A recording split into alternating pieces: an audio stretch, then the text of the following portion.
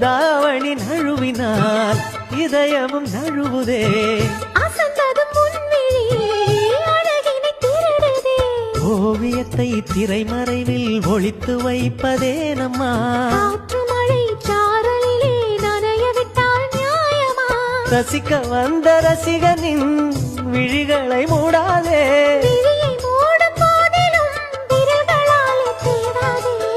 சிலையில வீடு கட்டவா சேர்ந்து வசிக்க. ஜன்னல் வச்ச ஜாக்கெட் போடவா தென்றல்